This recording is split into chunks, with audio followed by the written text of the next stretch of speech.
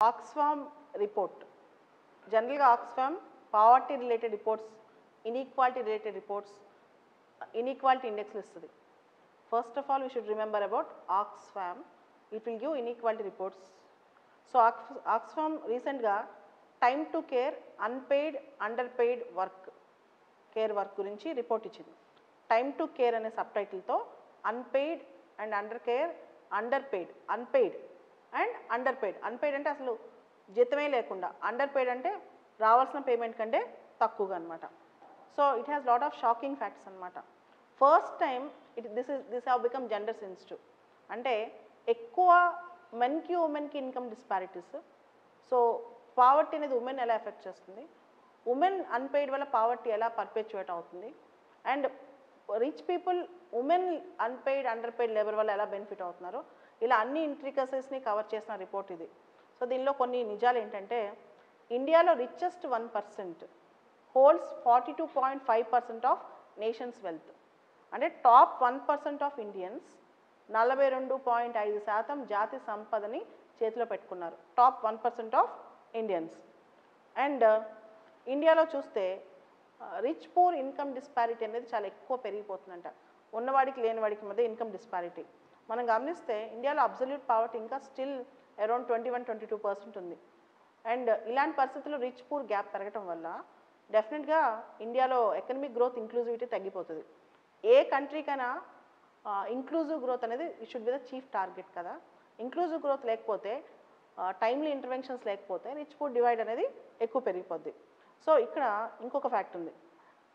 Top 10% of Indians controls around 74% of India's wealth. Top 1% 42.5% control చేస్తుంటే, top 10% of Indians control 74% of wealth. 10% of Indians 74% ఆస్తులు చేతిలో పెట్టుకున్నారనమాట. అలానే bottom 50% ఎవరైతే అట్టడుగున 50% మంది ప్రజలు ఉన్నారో వాళ్ళ చేతిలో కేవలం 2.8% ఆఫ్ షేర్ మాత్రమే ఉంది వెల్త్లో. దీంతో పాటు ఉమెన్కి వస్తే ప్రపంచవ్యాప్తంగా మహిళలు అరౌండ్ వాళ్ళు చేసే అన్పెయిడ్ వర్క్, వాళ్ళు చేసే పని క్వాంటిఫై చేస్తే, డబ్బులు తీసుకోకుండా వాళ్ళు చేసే శ్రమ అంతా క్వాంటిఫై చేస్తే, డబ్బుల పరంగా చూస్తే దాదాపు $10 trillion వాళ్ళు చేసిన వర్క్ని. సో ఇదంతా కూడా ఎవరు గుర్తించకుండా అయిపోతుంది అనమాట.